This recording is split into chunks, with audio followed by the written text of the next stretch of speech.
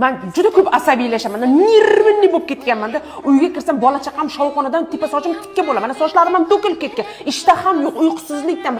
Davo bormi? Meni hamma shu yerga jo'natdi. Mana ersakka borsang, davo topasan dedi.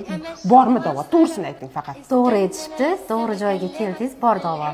Davolaymiz. Sochlarim to'kilishigacha. Bor, ko'zlarim nurigacha. Hammasi. Men tirnoqlarim to'kilib sinib ketyapti meni. Hammasiga mahsulotlarimiz bor. Semirib ketyapman men. Davolaymiz. Bundan tashqari, daromad topishga ham o'rgatamiz. Boy qilamiz. Rostdan? Albatta. Ersakda shunday xususiyatlari bormi, opa?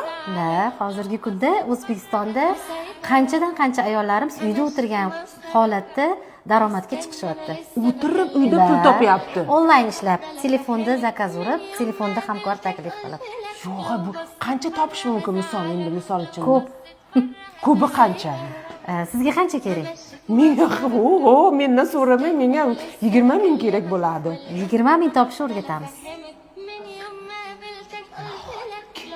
Albatta. Ersak. Ayollar yuguringlar.